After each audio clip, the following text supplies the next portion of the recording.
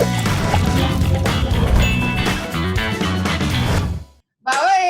Olha a gente aqui agora nessa semana com a Mari Mercedes. Ai, gente, eu sou completamente apaixonada por ela. A gente já é amiga há bastante tempo, né? Ó, a gente se conheceu já tem o quê? Uns 10 anos, né, Mari? Já passou de 10 já. Lá no Enest, para quem não conhece, é o Encontro Nacional de Estudantes de Estatística. E para quem não conhece a Mari, ela é uma pessoa muito maravilhosa. Recomendo muito seguir ela, conversar, bater papo, porque ela é bastante falante, isso é muito bom.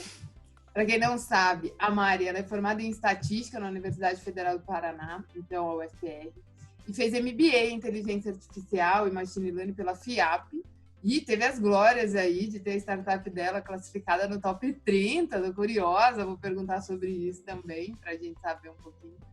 Mari, eu queria começar te agradecendo muito pelo seu tempo. E você é uma linda, que eu adoro você. E... que bonitinho.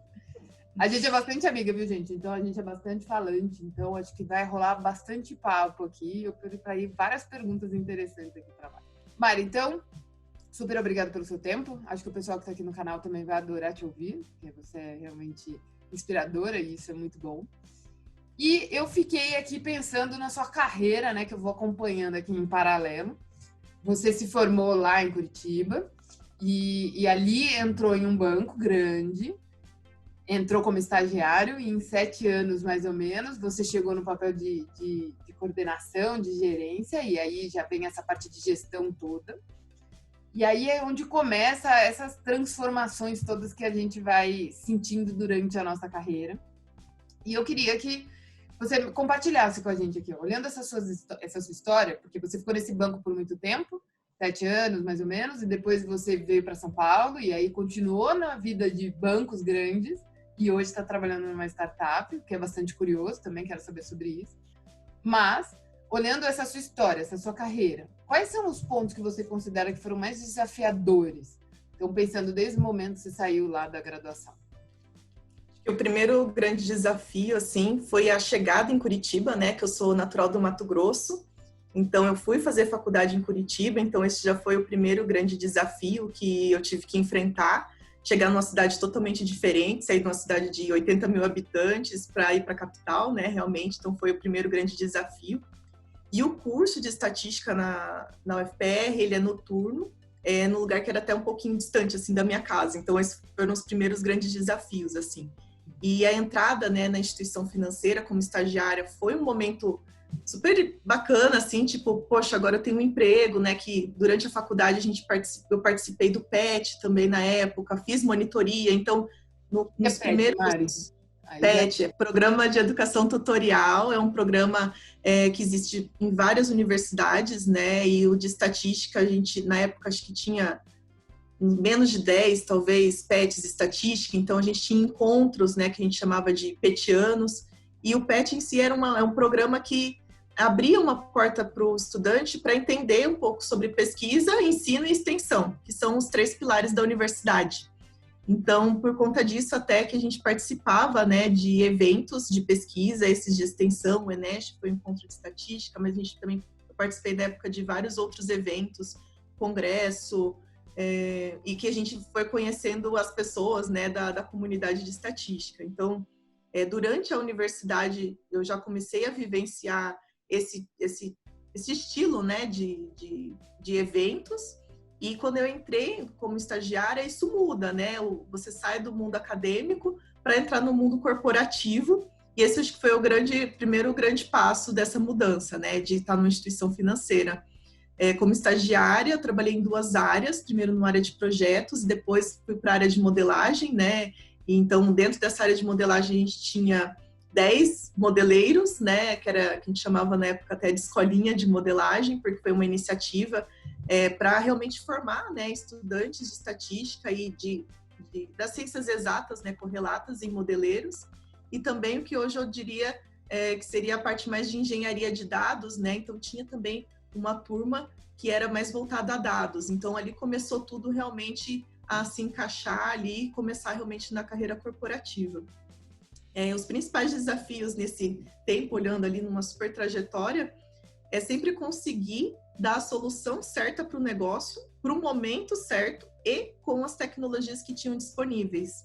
O que eu sinto assim muito é que a gente sempre estudou muito mais, então a gente tinha muito mais técnicas, muitas possibilidades, né, à mão, mas sempre existia o limitador que a gente tem que cuidar em qualquer processo e projeto, que é a limitação de tempo e de recurso. Então, sempre equilibrar isso sempre foi, acho que, para mim, o principal desafio, assim, nessa jornada. Gente, olha essa resposta.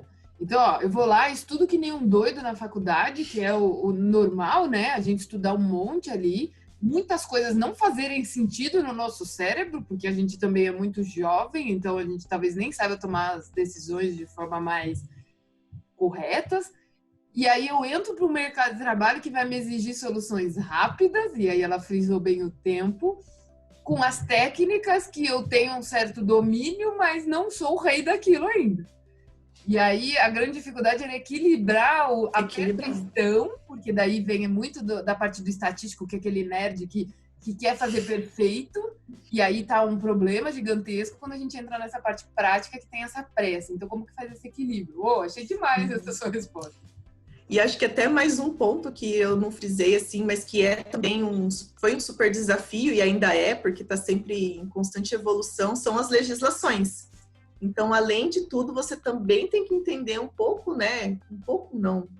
Você precisa entender da legislação, porque ele também é um direcionador de negócio, né? A legislação, principalmente em instituições financeiras, que é carregado aí, principalmente de Banco Central. Então, você também tem que conhecer a legislação. Então, realmente equilibrar pratinhos. Maravilhoso. E aí, olha lá, gente. Então, ó, eu vejo meus alunos, alguns consultados, do tipo, caramba, é muita coisa. É muita coisa que você vai usar a sua caixinha de Pandora nos momentos adequados, e isso vai ser a sua experiência que vai te ajudar a fazer, e atrelando ao problema de negócio, a restrição de tempo, a restrição de máquina, a restrição de software, as restrições que forem dadas para você. E essa é a arte da vida, que é a grande dificuldade que todo mundo acredita que passa. Alguns sentem mais, outros menos, mas achei muito maduro de você conseguir observar isso, que esse é o meu desafio e isso continua até hoje, né? Uhum. Não muda. Isso realmente não mudou. Acho que é só a questão do tamanho da complexidade e da responsabilidade. Mas sempre houve essas restrições e acho que o principal é encaixar, equilibrar, porque às vezes não é a super solução mega técnica, e sim a solução que o negócio precisa, né? Então você tem que ter um pouco de desapego, de querer fazer o mais complexo. Você tem que fazer o que é melhor para a empresa, para aquele cenário, e é isso, assim, não tem muito como fugir disso, assim. Isso é muito bom ter aprendido. Acho que eu tive essa parte da escolinha de modelagem foi um grande diferencial, porque eu já comecei tendo essa oportunidade de ter esse contato com várias áreas no primeiro momento. Foi como se fosse um processo de trainee, assim, né? Que você não era trainee, mas era de estagiários, mas estilo do trainee, que passava por várias áreas, então entendia o que acontecia no banco. Então, acho que foi assim, a formação que realmente fez o diferencial, assim, na minha vida. Eu sou bem agradecida e até hoje eu tenho amigos da época de estágio, que a gente está junto e que a gente ainda conversa e conta ainda com lembranças boas desse momento. Ai, que maravilhoso. E aí, isso daí foi muito desafio da carreira, realmente, de me formei, como é que eu vou fazer tudo que eu vi ali maravilhosamente funcionar.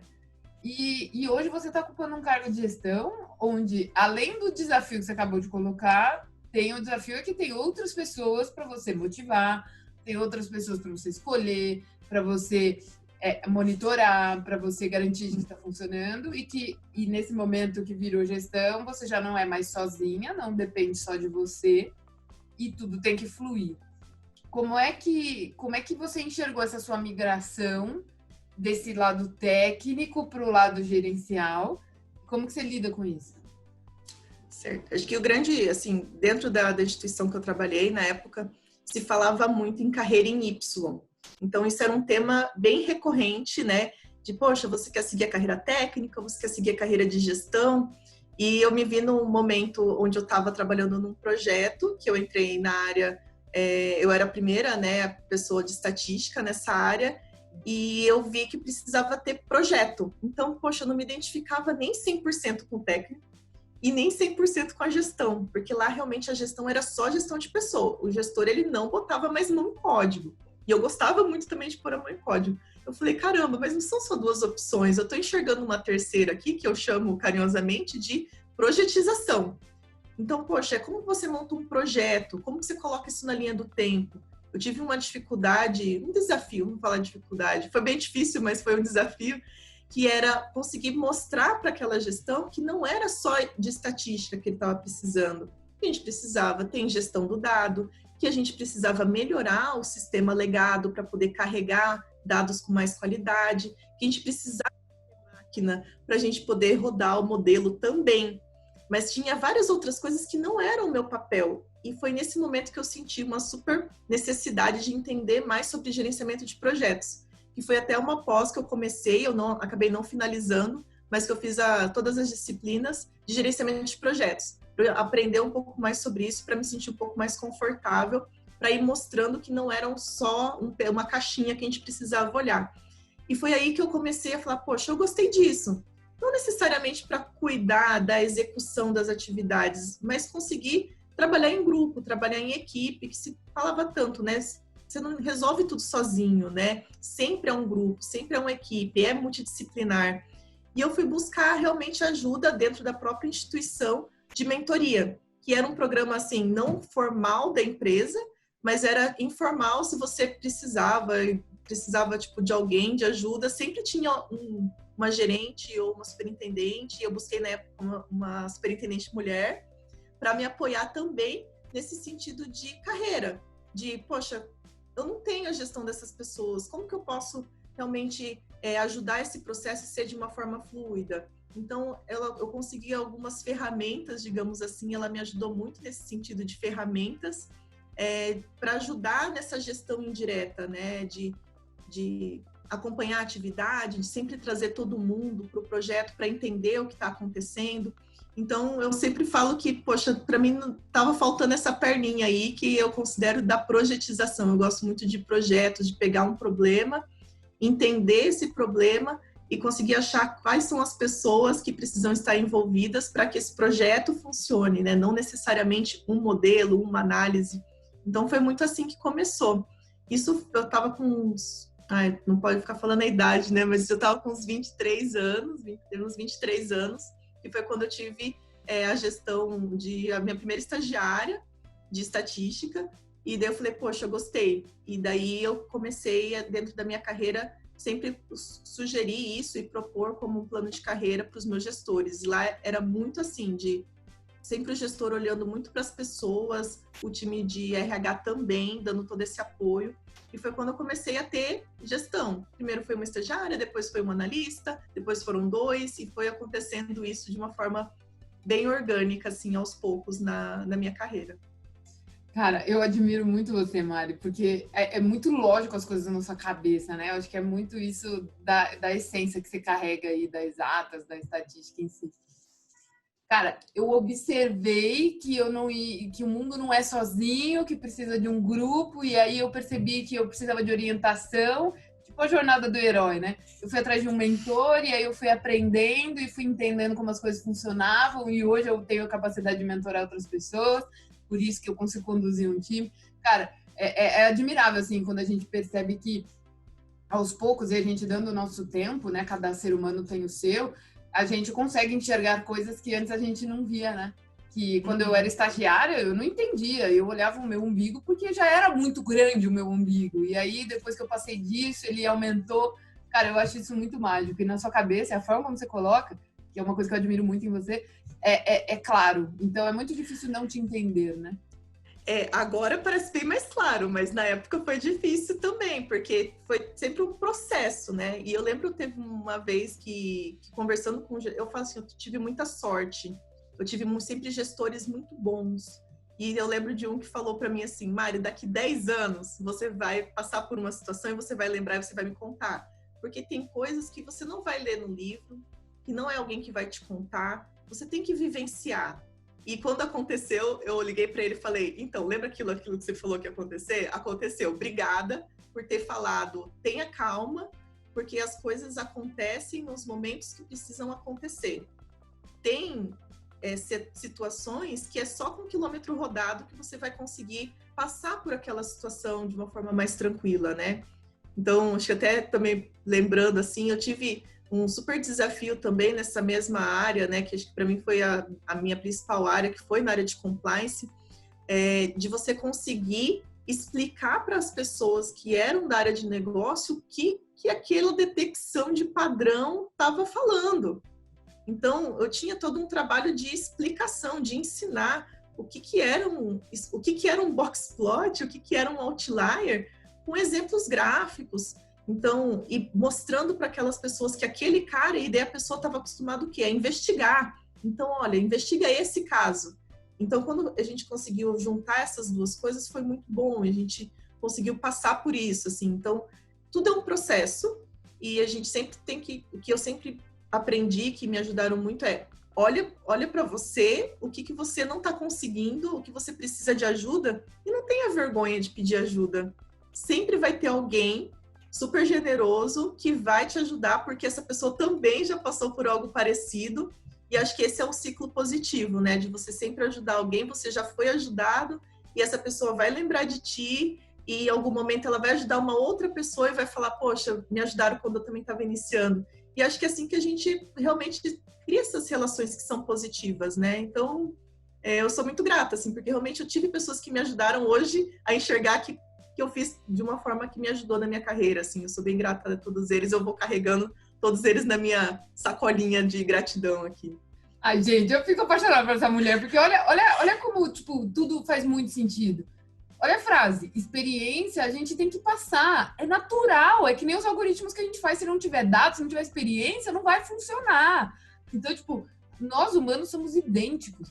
E eu acho muito incrível quando você fala que essas coisas ficam muito claras, muito evidenciadas.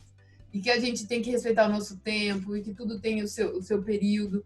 Aí, essa frase que você falou agora, cara, descrição de uma corrente do bem é maravilhoso. A gente contagia um, que o outro contagia o outro. Eu não quero que você me contagie, alguém já me contagiou, vai pra frente.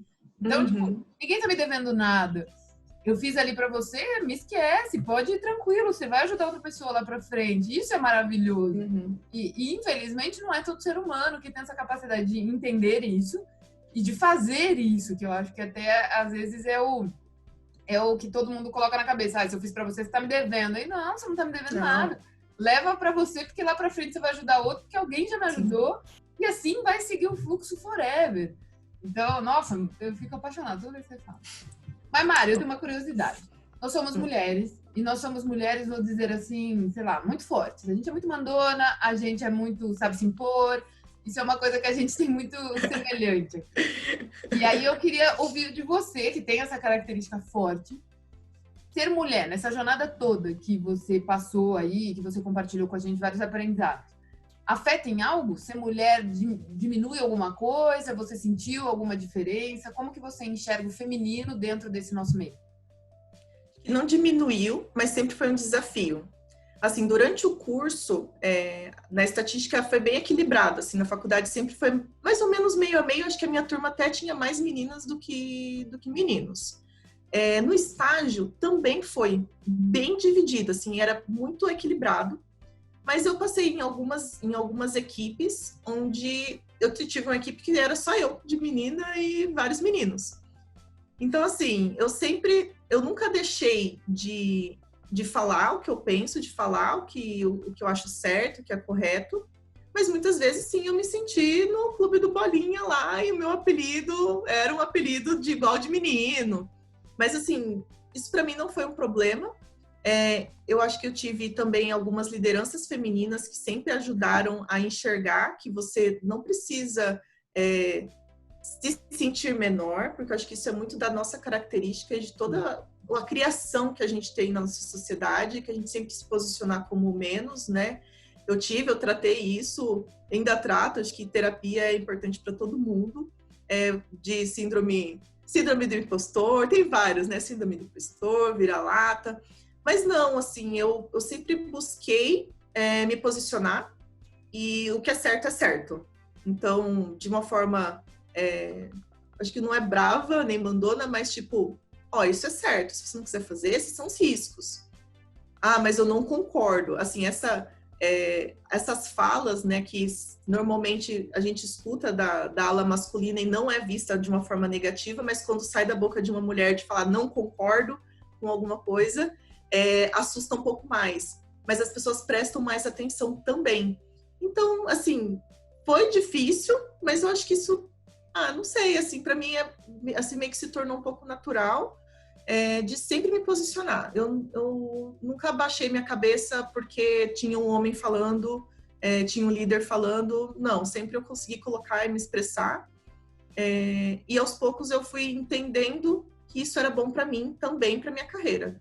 Me posicionar fez com que eles me enxergassem que tinha uma pessoa ali que tinha senso crítico. E isso que era algo... o positivo era ter o senso crítico e não o gênero em si.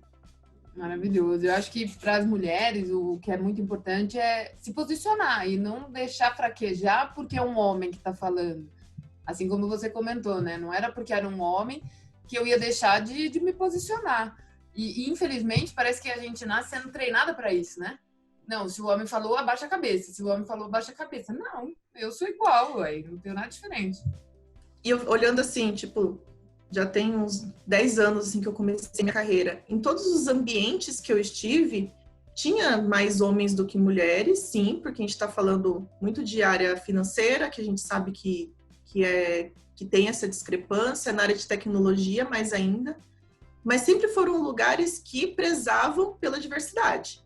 Então, mesmo não sendo totalmente diverso, né, sempre eram lugares que apoiavam e que isso era pauta, né? Então, a pauta era não ter situações desagradáveis de machismo dentro da empresa. Então, isso também ajuda muito. A cultura da empresa, a liderança falando sobre esse tema também fortalece. Se você está num ambiente onde essa pauta não é discutida, cria-se mais cenários ainda de minorias, né? Então, eu sempre tive... Acho que eu falo que eu tive muita sorte de estar em empresas que sempre prezaram por isso também, de diversidade, de ter mulheres na liderança. Então, poxa, eu olhava para minha mentora e falava, caramba, eu quero um dia ser igual a ela. Então, assim, isso vai brilhando os olhos e vai trazendo essas discussões à tona e que ficam positivas com o passar do tempo. Assim. Maravilhoso, maravilhoso. Ô, Mari, hoje você tá lá num papel de gestão e eu tô ligada que tem gente júnior ali dentro com você e eu tenho muitas pessoas que seguem que são estudantes e alguns até que estão fazendo alguns cursos comigo e fica naquele desespero, naquela ansiosidade do tipo, eu vou, tô sendo parido, né? Eu vou sair aqui da faculdade, o que vai acontecer comigo ali na frente depois?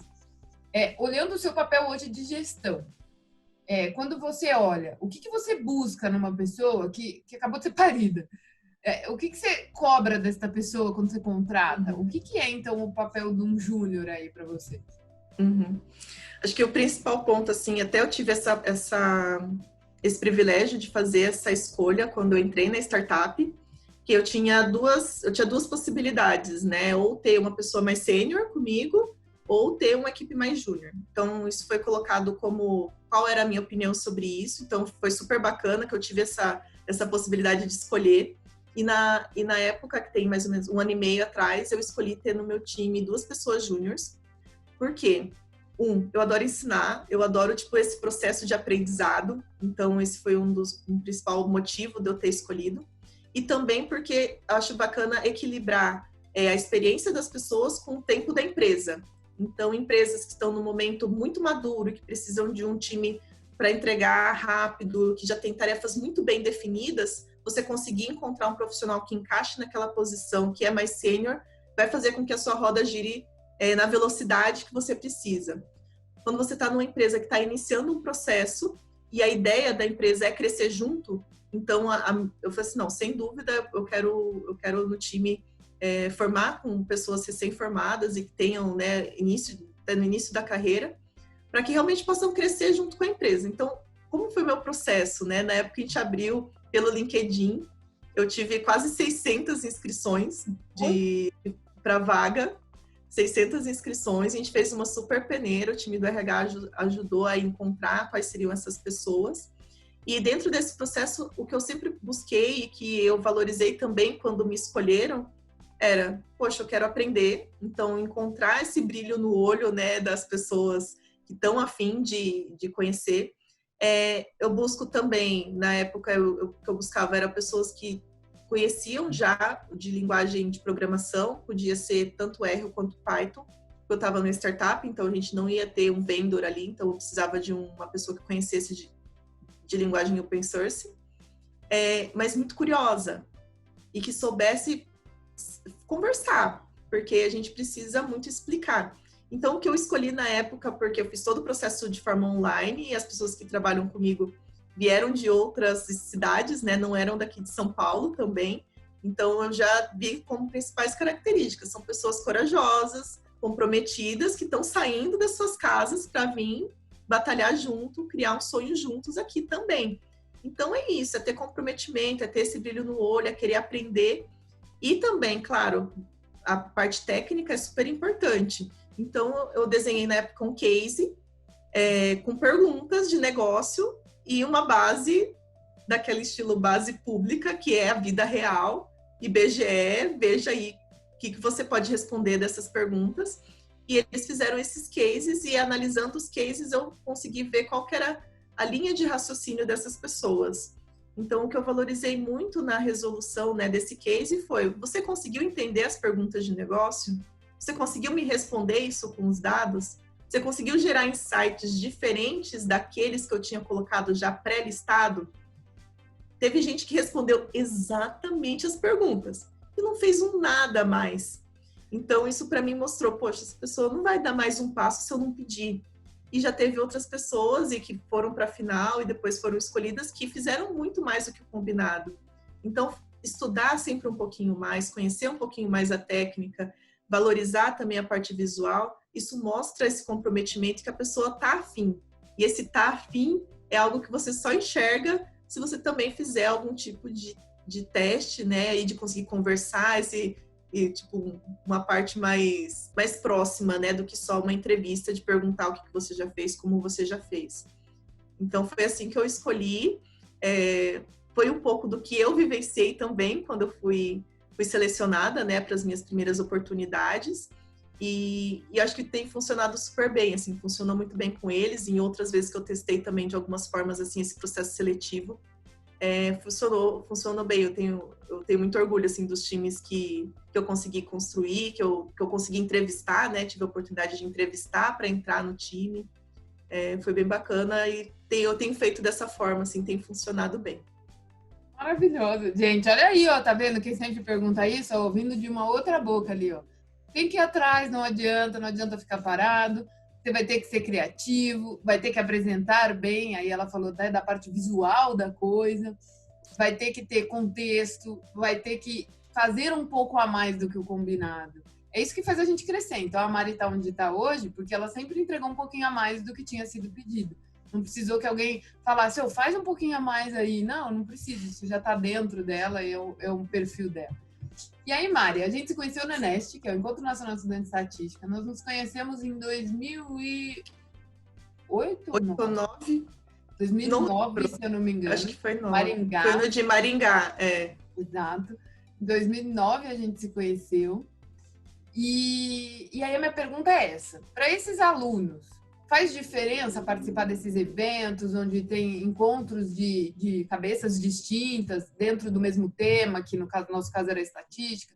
Você acha que isso é relevante para ajudar a inserção no mercado? Hoje você, com a sua posição de gestão, você considera que é relevante essas participações em congressos, em eventos, em tudo relacionado ao tema? Eu valorizo bastante, não só como uma pessoa que está recrutando ou de gestão, mas pela pessoa, assim. Eu tive bastante oportunidade antes de eu entrar no estágio, eu participava bem mais, depois de estágio eu tive que dar uma equilibrada melhor, mas eu participei de bastante evento, tanto do ENEST, quanto de eventos do próprio PET, como eu falei, né, do Programa de Educação Tutorial, mas também congresso da Exalc. Eu lembro que eu te encontrei já no Sinap, E são eventos que não são focados em um tema. Então, ali você está estudando, então você está aprendendo, principalmente nos primeiros anos, muita teoria, e esses eventos já estão trazendo pesquisas e coisas práticas. Então, eu fui aprendendo muito durante esses primeiros anos. Eu acho que eu não entendia, 90% do que estava sendo falado, mas eu anotava muito. Eu falava, cara, daqui a pouco eu vou aprender sobre isso, e agora eu já sei que isso existe, porque tem muita coisa que você vai aprender mais lá no finalzinho do curso, né? E acho que um dos principais, assim, agora eu não lembro exatamente qual foi, eu acho que foi um SINAP, que foi em São Carlos, que foi quando eu vi uma apresentação de uma professora que era da UFPR e que ela estava fazendo doutorado fora e ela estava apresentando alguns resultados da tese e da pré-tese, né, que ela já estava trabalhando. E na época aquilo me brilhou muito o olho, que era algo mais ou menos assim. Era um estudo genético e que você via separado em clusters de acordo com as características genéticas. A população asiática, que tinha uma característica bem diferente, né, bem concentrada. Tinha os brancos e tinha os brasileiros, assim, mostrando toda uma questão miscigenada. Então, eu falei, caraca, que lindo. Daí falaram, ela é professora da UFPR, e ela vai voltar ano que vem, que vai terminar a tese. E eu falei, eu quero fazer meu TCC com ela. Porque eu me apaixonei pelo tema. Ela trabalhava com uma linha de análise de sobrevivência, que eu adoro, que era muito mais do que pensar só, poxa, acontece ou não acontece, né? Mas quando acontece um evento. E desde aquele momento, eu não sabia que existia análise de sobrevivência, então foi participando do congresso que eu descobri sobre um tema e que, poxa, a partir daquele momento eu comecei a pesquisar para quando eu tive aula com ela, e depois no TCC, ela aceitou me orientar. Eu fiz meu TCC também junto com a parceira, né? A gente fazia em dupla lá na Federal. E ela também era apaixonada pelo tema. Então, isso abre muito o seu próprio conhecimento, e isso ninguém vai te tirar. O que você aprende no seu dia a dia, na sua vida, seja estudando, seja indo em evento, ninguém vai te tirar. E me ajudou muito a pensar, inclusive, em temas de estudo, que foi depois do meu TCC, que a gente fez baseado no modelo de análise de sobrevivência, usando dados genéticos, que era tema de mestrado, né? Porque a gente não aprendia na faculdade, então eu pude aprender um pouco de algo extra, mas também de você ver possibilidades. Por exemplo, se você tem desejo de continuar mais na vida acadêmica, de fazer um mestrado, de fazer iniciação científica, eu vejo que são testes. Assim como a gente testa N modelos, né, para você saber qual que tem o melhor ajuste, você tem que ir testando, e o melhor momento de testar é quando você está na universidade, você está estudando. Então, teste em evento, teste dar monitoria para ver se você gosta de ensinar, né, se você gosta de ter esse contato também com o aluno. Participe de outros grupos, né, como o PET, como Empresa Júnior. Na época a gente não tinha Empresa Júnior, depois abriram a Empresa Júnior também na Federal. Então, o mais legal é poder testar. Porque não tem problema se você não gostar de ir em um evento científico, não tem problema de você não gostar de fazer monitoria, mas você vai ter experimentado e vai ter falado, poxa, eu quero ir para cá, porque isso faz mais sentido para minha carreira, é onde eu me sinto mais pleno ali, satisfeito de alguma forma. Então, teste. Eu consegui, acho que, testar bastante coisa, porque eu fui no PET, fui da monitoria, participei de laboratório também, que foi uma experiência super legal, de você pegar um problema de uma outra. Era assim que funcionava no laboratório. Você pegava algum outro estudante de universidade, ou do mestrado, ou do doutorado, ou até mesmo da graduação, tinha algum problema, algum experimento que eles gostariam de fazer, e vinham para o laboratório de estatística para ter todo esse subsídio. Então, eu trabalhei na época com um projeto com uma pessoa de alimentos para testar daqueles alimentos, quais daqueles iogurtes tinha a determinada característica que fazia ser mais gostoso. Então, era algo que eu nem sabia do que se tratava. E foi bacana eu trabalhar com um pesquisador, eu fiz pôster na época, te levou para evento. Então, é muito legal. É testar, gente. Você vai encontrar algo que você gosta, com certeza, porque tem muitas possibilidades. Maravilhoso. E fora os contatos, né, Mari? Tipo, por exemplo, a gente que se conheceu, É. eu nunca vou esquecer que a Mari teve um problema lá na brincadeira, tinha pulga no colchão dela e ela ficou toda machucada, coitada. A gente zoou muito, que era tudo criança. E ficamos amigas aí forever, olha lá, que Foi sensacional. muito grave, foi muito grave. Eu falo que parece que é assim, se você tem alergia e tem Vai, 80 pessoas no lugar e tem uma que tem alergia, é na pessoa que tem alergia que vai ser picado. E nossa, na época eu fiquei toda empolada, eu fiquei morrendo de medo assim, eu era alérgica, então eu fiquei morrendo de medo. E na época eu não achava o meu bendito do meu antialérgico. E a gente e a tava, gente rindo muito, e porque foi uma todo mundo, situação muito engraçada. até hoje, o pessoal pergunta para mim das pulgas, mas foi traumatizante. Hoje eu dou risada disso, mas na época eu fiquei bem preocupada, porque eu não conseguia achar meu antialérgico e podia travar ali a respiração, né? E a Mas gente, tudo criança, não entendia nada, a gente só ria. Mas eu lembro que eu ri muito, de pura ignorância. Porque todos, hoje eu ficaria todos, todos. preocupada, mas todo mundo. E o Mas legal é que a depois do gente montou. momento E Mas o depois do legal, momento inicial, assim, de dar risada em si, né? A equipe que estava organizando, que também eram de estudantes, rapidamente, tipo, foram, não, já pegaram um carro e iam me levar na cidade, né? Tava todo mundo bem preparado, trocaram o meu colchão, deram o melhor colchão que tinha para mim. E depois disso, eu sei que existe um cuidado até muito maior de inspeção, né? Dos lugares ali onde a gente estava alojado. Mas isso na é muito época legal. na época foi engraçado, assim. Mas Isso é foi muito legal, porque se for ver, ó, quem foi te levar foi o Vinícius, que foi de carro, e a gente, tipo, hoje todo mundo se fala, então, e ninguém se conhecia, né? A gente se conheceu ninguém se todo mundo conhecia. ali. Então, isso eu acho Uhum. muito incrível.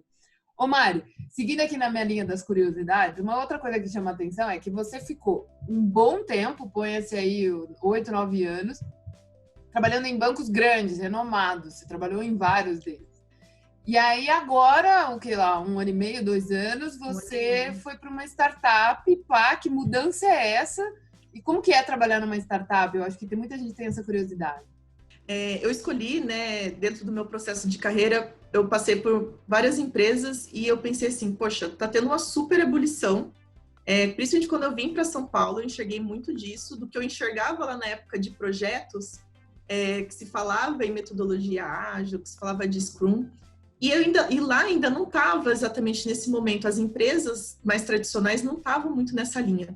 E quando eu vim para São Paulo, a instituição financeira que eu trabalhava, né, no Santander, estava exatamente nesse momento de transformação digital, com várias squads, tribos criadas, e foi quando eu conheci e me apaixonei pela metodologia ágil.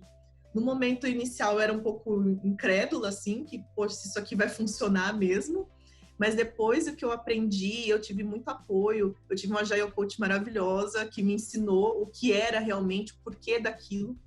E eu vi assim, cara, o mundo está em ebulição e eu quero aprender também estar no lugar do zero. Então, eu estava num momento de pensar, sabe aquele momento de reflexão da vida? Quero ir para outro banco? Quero continuar no banco tradicional? Ou eu quero estar numa empresa nova, numa fintech nova, num banco novo, onde eu possa pegar todas essas passagens, né, esses aprendizados que eu tive em outra empresa para poder fazer algo do zero. E quando surgiu essa empresa, que também era montar um banco digital, eu pensei, cara, é agora. Eu vou juntar o que eu gostaria de aprender muito mais do ágil, de não só estar numa área trabalhando com ágil, mas sim a empresa toda trabalhando de forma ágil. Aprender sobre estar numa empresa nova, casou bem na época de eu ter entrado no MBA, e no MBA da FIAP, tem um programa do TCC, chama Startup One, que é você montar uma startup dentro do seu projeto de TCC. Então, eu estava estudando sobre isso, querendo vivenciar essa experiência de startup. Eu tinha alguns amigos que já estavam também em startup, falavam, Mari, é outro mundo, é outra velocidade. E eu falei assim, não, tá na hora, eu quero aprender sobre isso, e eu aceitei esse super desafio. É muito diferente, porque assim, quando eu entrei na empresa, tinha 50 pessoas. Imagina, 50 pessoas era a minha área antiga. Então, era muito diferente. Acho que os principais pontos que eu buscava também para evoluir, porque, gente, a vida é assim, você tem que ir aprendendo coisas que você não sabe, que era tá mais próximo do negócio, tipo, realmente próximo. Então, eu respondia muito próximo dos donos da empresa, né? Teve durante alguns anos, quase um ano, que eu fiquei diretamente no dono da empresa. Então, eu consegui captar diretamente daquela galera lá como que elas pensam. Porque é um mundo muito diferente. Não é um mundo regradinho de primeiro você faz isso, depois faz aquilo, depois esse outro, que era o jeito que eu aprendi. E sim, você faz esse pedacinho, depois você melhora ele, depois você melhora, depois você melhora. Então, isso foi muito bom. Eu queria muito ter essa experiência. Acho que entrei no momento certo, porque entrei bem no início e pude, inclusive, dar sugestões e construir essa parte de dados, né, junto com um grupo multidisciplinar também, sempre em grupo, né, ninguém faz nada sozinho, desde o início. Então, já iniciar um data lake com um dicionário de dados, já iniciar um processo de ingestão com governança, com um comitê estabelecido, construir modelos usando essa linha que eu gosto muito de comparar o Scrum com o desenvolvimento do modelo, né? Então, o seu primeiro MVP é o seu baseline de modelo. Depois você vai passar mais uma sprint melhorando aquele modelo e outro, até a gente ter a gente sempre tem um teto, né? Tipo, daqui a gente precisa realmente colocar na produção para poder testar, mas a gente segue muito, muito mesmo. A gente faz todas as cerimônias, a gente faz a daily todos os dias pela manhã, a gente faz sessões de refinamento, a gente faz as nossas retrôs, as reviews e as nossas plannings sempre com essa meta de melhorar o que a gente já fez. Então, eu consegui realmente ter essa experiência de trabalhar dessa forma, que era algo que eu via como uma possibilidade, mas eu não achava que ela era possível fazer isso numa empresa tão grande. E já numa empresa que está que a gente chama, né, de early stage, né, que está iniciando, que está colocando o seu MVP na rua, nossa, assim, é muito bom, é muita coisa. E mais uma coisinha, né, acho que eu tô falando bastante, mas mais um grande ponto, assim, é você aprender e fazer muito mais do que, teoricamente, é só aquela sua função.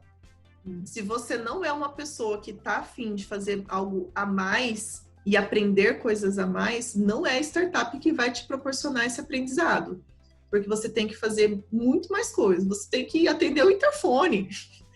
Se a pessoa... Você vai receber todo mundo é muito unido, né? Tipo, poxa, a pessoa está numa outra reunião e não terminou, você vai ajudar aquela pessoa em alguma outra atividade. Você vai fazer muito mais do que o combinado, porque muita coisa não existe. Então, não é tipo, eu vou pedir para o jurídico esse termo. Cara, não tem ainda. Qual que é a sua sugestão? O que você precisa? Qual que é as minutas, né? O que você precisa iniciar nesse processo para você também estar adequado, por exemplo, a um LGPD? O que você faz com o seu dado? Não, eu não estou fazendo ainda, eu vou fazer. Então, estar numa startup é você criar e abrir o seu leque de possibilidades de uma forma muito incrível, de você trabalhar em todas as etapas de desenvolvimento do produto e poder pensar em dados em todas as etapas. É uma super experiência, assim, eu indico realmente para quem quer ter essa vivência, né, quer aprender sobre isso, vá muito sabendo que você vai fazer de tudo. Isso vai te engrandecer. Então, eu pensei muito assim, cara, eu vivenciei bancos, vivenciei áreas diferentes dentro de bancos, então trabalhei tanto em crédito, quanto em prevenção à lavagem de dinheiro, prevenção à fraude. Eu queria também ter essa experiência em estatística dentro de uma startup. Eu sou a única estatística dentro dessa startup hoje.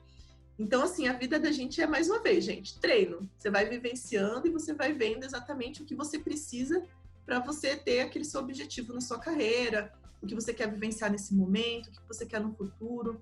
E mercados diferentes também faz com que a gente possa aprender muito mais, porque a técnica pode ser usada em vários lugares, mas é o como dessa técnica, o que dessa técnica. Isso é um processo, então eu gosto muito de aprender muita coisa, eu estou sempre muito curiosa e vivenciar temas distintos é o que eu gosto, assim, o que eu sempre quero colocar mais na minha malinha. Mais experiências, mais diversidade de temas, pessoas, né? Cada lugar as pessoas são bem únicas e é assim que eu venho passando nesse momento aqui de startup também, desses aprendizados de startup.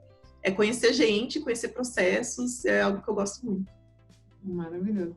E olha lá, né? É bem isso mesmo. Quando você está numa startup, eu acho que a sensação é de que você tem que fazer, porque senão não vai ninguém fazer, não tem mais ninguém, brother. Nós somos reduzidos, e isso realmente eu acho que é a sua visão de que você cresce muito é muito forte, mas também tem muito no perfil da pessoa, que é bem o que você colocou, né?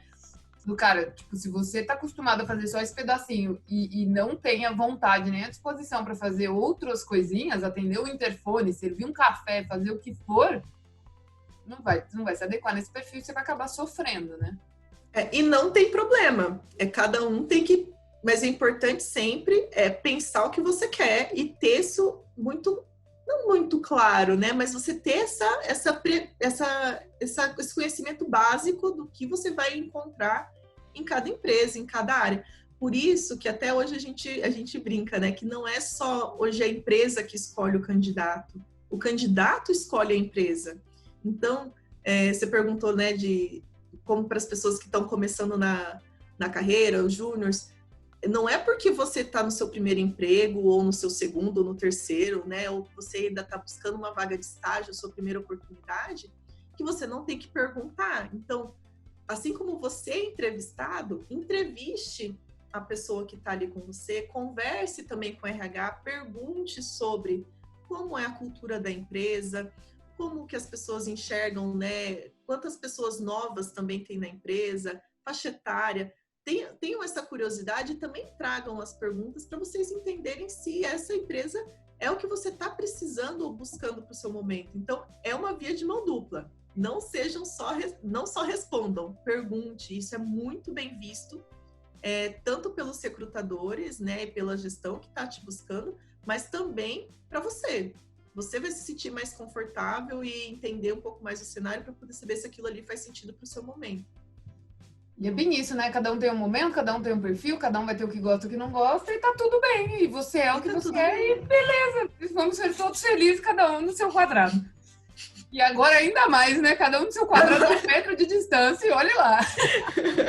Mari, agora vem uma coisa que eu estou curiosa, porque você fez a sua pós, o seu MBA ali, né, em Inteligência Artificial e Machine Learning lá na FIAP, e eu sei que nessa grade aí você no final tem que criar uma startup, e você foi premiada aí entre as top 30, o que isso deve, né, ser super gostoso e do tipo, trabalho bem feito, conseguir concluir ainda com excelência. E isso, na minha cabeça, startup está muito relacionado ao empreender, que aí vem o lance do empreendedor, porque se você não está disposto a atender o interfone, a fazer coisas que você não está habituado, esse perfil não vai encaixar com esse empreendedor, que tem que ser um polvo, na real. E eu queria entender de você, assim, isso é algo que te motiva? O que é empreendedorismo? Como que você vê todas essas coisas? E se você puder resumir também o que foi essa startup que você criou, que ganhou o Top 30, a gente agradece. Legal. Então, assim, dentro do projeto da Startup One, a gente tem digamos assim, um framework de como você pode começar, né? Então, tudo começou de uma ideia que tem que ter um propósito. Então, o tema, primeiro que eu acho que é essencial, assim, nesse programa da Startup One, é que não existe uma limitação. Você pode tirar o tema que você quiser, que faça sentido para sua vida, para o seu propósito, não precisa necessariamente ser do tema do seu MBA. E eu tenho um propósito muito grande de vida relacionado à sustentabilidade e à economia circular. Então, quando eu conheci esse termo de economia circular, que é você tirar essa forma hoje que a gente tem, que a gente extrai, a gente usa e a gente joga fora, a gente não recicla também, né? A gente recicla menos de 3% de tudo que a gente tem hoje de descartáveis. Então, e a economia circular, ela vem transformar esse conceito que tudo que você constrói, tanto material quanto orgânico, se ele for pensado dentro de uma cadeia, ele pode ser reutilizado, ele pode ser reciclado, ele pode realmente voltar, que a gente chama do berço para o berço, de onde ele nasceu, ele pode voltar. E eu me apaixonei por esse tema, é algo que eu tenho feito, fazia de uma forma bem não organizada, então a questão de plástico, tipo, eu saio com o meu copinho, eu não pego copo plástico, canudos, então, já faz muitos anos que isso não faz parte da minha vida, eu composto meu próprio lixo. Então, para mim, era algo muito relacionado a propósito. Então, a construção da ideia da startup foi ser uma plataforma inteligente para conectar tanto as pessoas que têm esse propósito sustentável e usando os dados como potencializador. Então, foi desenhar esse processo, né? E esse desenho do processo que sai de uma ideia que você fala assim, cara, sei lá se tem público para isso, né? Então, passa por pesquisa, passa por validar, criar hipótese e depois validar se aquilo ali faz sentido ou não. Construir protótipo, então a gente também construiu um protótipo. E tudo isso dentro, fazendo tudo, gente. Estudando, trabalhando e no final com pandemia, inclusive. Então, esse projeto foi eu e meu sócio. Eu falo sócio porque a gente não era só parceiro realmente de trabalho ali da pós, a gente realmente criou uma sociedade, né, de estar sempre junto, e a gente construiu todo esse processo juntos. E também, ali que eu aprendi muito, cara, tem que fazer tudo. Eu nunca tinha pensado que cor que eu teria que fazer o aplicativo. Isso nunca foi do meu dia a dia, né? Então, eu também tive que aprender muita coisa de construção, de concepção do produto. E daí vai voltando a minha paixão ali pelo ágil, né? Então, eu também continuei estudando bastante ali sobre design sprint, Lean Inception, são temas que estão ali na metodologia do ágil que eu acabei aprendendo e me apaixonando ainda mais. E a startup foi muito isso, de construir, de prototipar, de testar essa ideia e, inclusive, ver viabilidade econômica, né? Então, construir o modelo de negócios, como que isso vai rentabilizar?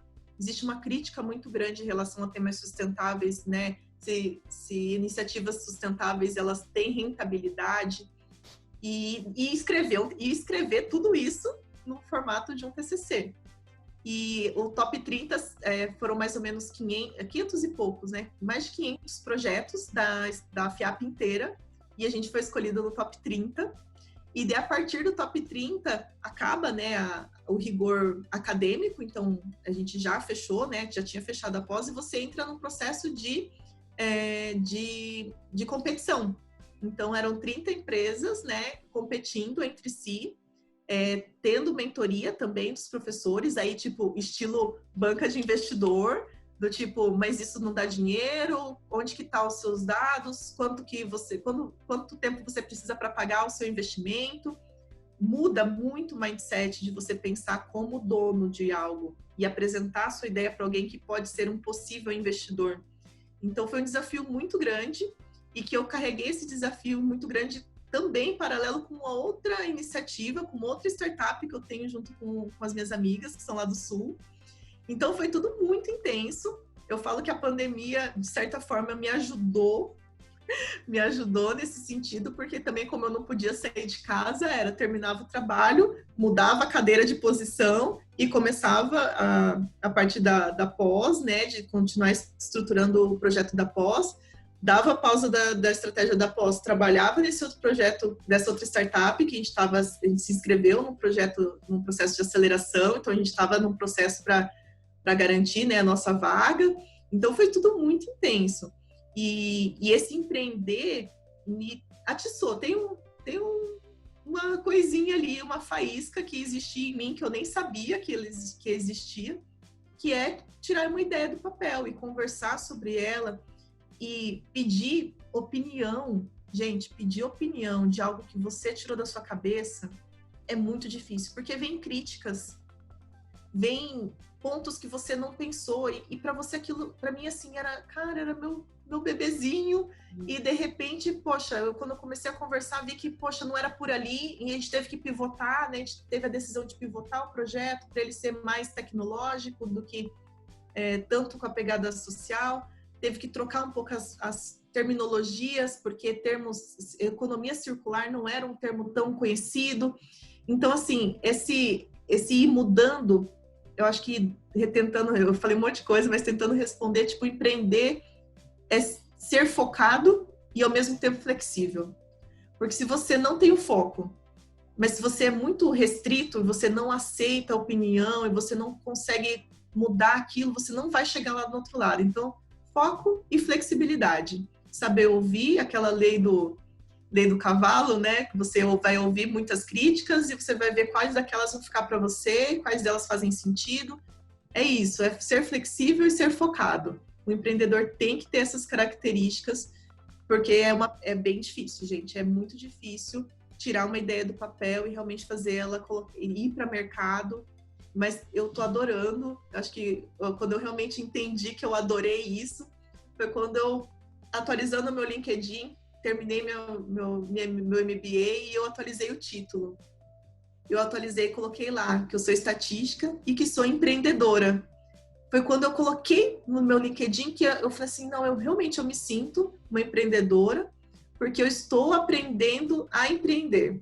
E isso é muito legal. E, gente, vai surgindo ideia, de repente você tem mais uma outra ideia, e é muito bacana isso. A gente está vivendo nesse mundo de evoluções e novas formas de trabalhar, novas soluções. Eu acho isso muito legal. Mas é difícil, mas é muito legal. Eu tenho adorado bastante.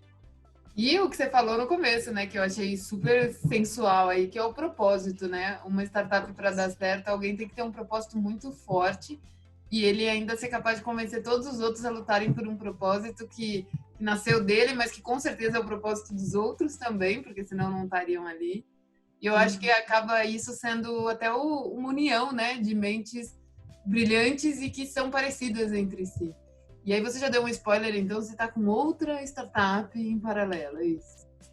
Estamos trabalhando aí no contraturno, madrugadas, e já, e espero ter novidades para compartilhar. Tem muita gente envolvida também, então já acho que vai surgir aí algumas coisas que a gente vai poder compartilhar. Ai, que maravilhoso. Então vou parar de perguntar por aqui, porque já ficou claro que não é para perguntar mais. Então, Mari. Tá saindo do forno, está saindo do forno. Então vamos esperar ficar pronto para a gente apreciar todo mundo junto no momento certo. Perfeito. Mari, eu agradeço muito o seu tempo, a sua disposição em falar, em compartilhar esse conhecimento com essa clareza tão maravilhosa que você tem das coisas e a forma como você expõe. E sempre para fechar, antes de dar tchau mesmo, eu queria que você desse uma dica, né? Uma indicação para as pessoas que estão ingressando nesse mundo aí que a gente já navega, de inteligência artificial, de machine learning. Qual é a dica que você daria para quem está, seja um júnior ou até uma pessoa que está migrando de área? Qual é uma boa dica para essa galera que está chegando? Olha, o que eu gosto muito de falar que também durante esse processo de startup, algo que eu aprendi muito com o meu CTO é leia muito, busque o conhecimento, e é o conhecimento que nunca vai te faltar. Então, leiam livros, leiam sobre o ágil, leiam sobre o Scrum, Design Sprint, que é a forma como você constrói os produtos, porque todas essas metodologias, elas estão super relacionadas com a nossa forma de trabalhar com informação. Ninguém está construindo mais nada sem testar, sem validar. E é a estatística, é o machine learning, é a inteligência que faz isso acontecer. Então, estudem sobre as metodologias e busquem muito usar as técnicas certas nos momentos certos, né? E buscar webinar, meetups. Agora está um pouquinho diferente por conta da pandemia, mas ver essas coisas acontecendo no dia a dia vai te dar uma clareza um pouco melhor de o que está rolando no mercado também. Então, participar de eventos, ler bastante. E uma coisa que eu também fazia e que me ajudou muito é busquem pessoas, né? Peçam opiniões, seja pelo LinkedIn, pelo Instagram, conversem com as pessoas que estão nesse dia a dia para também saber se aquilo ali faz sentido para ti. E, gente, aprender a programar é essencial. Saibam a linguagem de programação, saibam o que está rolando, né? E que você vai conseguir realmente usar o negócio, né? Usar a sua técnica no negócio e conseguir dar bons resultados, assim. Buscar, seja no livro, seja com pessoas, sejam em grupos. Então, busquem, sejam curiosos, né? Sejam proativos em buscar o conhecimento, porque isso ninguém vai tirar de vocês nunca. Maravilhoso. E você falou de ler livros, eu tô lendo na verdade eu já acabei de ler, acabei ontem, mas do professor Pierre, que fala sobre como funciona a inteligência do cérebro humano. E ele é muito engraçado, eu me identifico com ele porque ele fala palavrão no meio do livro, ele posta as opiniões dele muito claramente, ele critica, ele elogia, assim, ele é bem, bem sincerão, né? E no livro ele fala muito isso. Quando você participa de uma aula, e aí eu vejo muito isso pensando como professora, né? Você participa de uma aula, você está entendendo e tem alguém te induzindo aquele entendimento. Isso é uma aula. Para você aprender, você precisa estar sozinho. E aí ele fala muito da leitura, de vai você sozinho para o seu cérebro mudando as sinapses, e aí você conseguir fazer aquilo virar uma nova reprogramação da sua rede neural cerebral ali dentro. E aí, depois disso, você aprendeu. O que significa aprender? Eu não preciso estudar para uma prova. Eu aprendi, é só me perguntar que eu sei te responder. Que é o que eu vejo hoje, a nossa maturidade, quando a gente se forma. Eu aprendi aquilo. Então, você me faz uma pergunta, eu sei te direcionar qual é o melhor teste, qual é o melhor caminho para você ir. E isso é o que ele prega como aprender. E aí, você falando, cara, só me veio o livro na cabeça. Do tipo, ó, interage com gente para você entender as coisas, entender o mundo. E fixa, lendo, estudando, fazendo sozinho. Porque senão não vai fixar, senão você não vai aprender, senão você não vai convergir. Eu acho que isso é uma boa dica, que nem sempre todo mundo consegue visualizar isso, e aí fica bitolado fazendo 1.500 cursos ao mesmo tempo, não consegue chegar a lugar nenhum em nenhum deles, porque não está focado 100%, não está dando tempo do cérebro, não está estudando sozinho, e aí acaba que não tira proveito e desiste, né? Então, acho que essa é uma dica muito valiosa. Parabéns. Muito obrigada. Tem um livro, aproveitando que você falou de livro, me veio, né? O primeiro livro que eu li esse ano, finalzinho do ano, foi o livro da virada do ano, assim, chama A Coragem de Ser Imperfeito. Não é um livro de estatística, não é um livro de Scrum, mas é um livro muito bacana que eu li, assim, tipo, poxa, me ajudou muito, que é você olhar para si mesmo. Porque o processo de aprendizado, ele é um processo solitário, muitas vezes, né? Eu acho que você falou super bem, você tem que voltar a si. E é um livro que, tipo, conta muito sobre que a gente não é perfeito, a gente não sabe de tudo, a gente, às vezes, aponta para o outro, mas é algo realmente nosso. Então, é um livro super bacana, é da Brené Brown, se não me engano, eu sou ruim dos nomes das autoras, ela é uma autora feminina também, mas é um livro muito bacana para você também olhar para si, porque cada um tem um jeito e tem um objetivo, ou mais de um, ou ainda não tem, e ele explora um pouco mais essa questão também da vulnerabilidade no sentido positivo, né, da palavra, que é, cara, a gente não sabe tudo. A gente vai aprender, é um processo, não se culpe, não se martirize. E tá então, tudo bem! Tá tudo bem, né? É um livro muito bom, eu adorei, é um livro super fininho, tipo, bem rápido de ler, tipo, uma sentada, assim, uma tarde lendo, assim, foi muito bacana. E é isso, assim, é aprender e cada um aprende de um jeito, então tenha também seus momentos de calmaria, né? Se permita respirar, se permita descansar também, porque a nossa vida sempre vai ser muito corrida. A gente trabalha com informação, com pessoas, vai ser sempre muito corrido. Mas também tem que achar algumas válvulas de escape, algumas pausas, né? A gente já começa a rir, porque é o nosso tema principal, nós duas aqui, workaholics, do jeito que a gente é. O quanto que a gente... Mari, vamos parar um pouco, vamos falar besteira, vamos zoar, sei lá, vamos sair, vamos fazer outra coisa pra gente respirar, né? Tem que respirar, gente. É importante ter os momentos de pausa também. Tem que batalhar, mas também tem que achar algumas formas de dar uma equilibrada nisso no dia a dia, porque vai fazer você até ser mais produtivo. Então, e o nosso relaxar da Mari e meu é muito torta no quintal. Vamos para a Torta no Quintal, que é um restaurante maravilhoso. Ai, adoro. Que come, saudades. Fica lá um tempão. Saudades mesmo, né? Podia tudo saudades. Espero que volte logo, né? Que a gente possa voltar a se aglomerar em vários ambientes, né? Que a gente possa acabar o mais rápido possível essa pandemia. Todo dia faço uma oração para a vacina, os testes da vacina darem positivo, para a gente ter vacina. E acho que isso também é um ponto muito bacana, né? Acho que, infelizmente, por conta da pandemia, mas felizmente, as pesquisas, a estatística, o uso de dados está super aflorado no dia a dia das pessoas. Termos que antes eram praticamente impossíveis, né, de você discutir com pessoas de diferentes níveis, né, tanto sociais ou quanto, né, do seu dia a dia. As pessoas estão falando sobre média móvel, porque está passando no jornal. Pessoas estão falando sobre curva exponencial, estão falando sobre teste. Ah, mas esse aqui dá muito falso positivo. Então, acho que isso também está sendo super positivo, assim, nesse momento que a gente está vivendo, que é demonstrar a importância dos dados, a importância do cientista, a importância dos pesquisadores, né? Então, da estatística em si. Então, acho que também está sendo super positivo. Está sendo um processo também de aprendizado, meio no forceps, mas também um processo de aprendizado, né, para a nossa sociedade como um todo. Eu também tenho muito essa visão. Eu estou achando maravilhoso que pelo menos todas as classes hoje têm acesso a gráficos. Não quer dizer que consigam absorver 100% do que está ali, mas pelo menos já foi impactado com aquilo. Já está ouvindo termos que antes não ouvia e que para a gente faz muito parte do nosso dia a dia e que isso melhora e dá uma visão diferente das coisas. Mas a minha visão ainda a gente tem muito a melhorar, porque a gente vê muito gráfico com escalas bizonhas exatamente para influenciar e tudo isso mostra o ponto que você falou lá no início de se preocupar com a visualização e de se preocupar em ser honesto em passar aquela mensagem.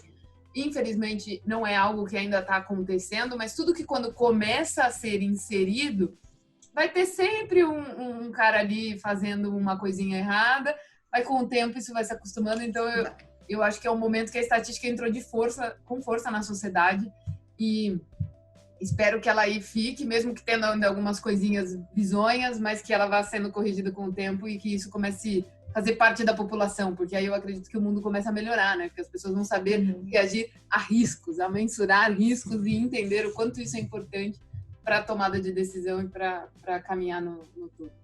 Mari? Eu acredito bastante que a gente vai passar, a gente está passando de fase desse videogame aí, a gente está passando de fase, com certeza a humanidade está passando de fase. Esse videogame foi maravilhoso, é muito verdade. Mari, eu não tenho mais o que dizer, a não ser te agradecer muito, foi 1 hora de bate-papo maravilhoso, tenho certeza que isso vai motivar muita gente por essa sua clareza na expressão, isso é uma coisa muito importante, que todo mundo deveria trabalhar em ser claro na mensagem que passa. Cara, eu sou sua fã, você sabe disso, sabe quanto que eu gosto de você.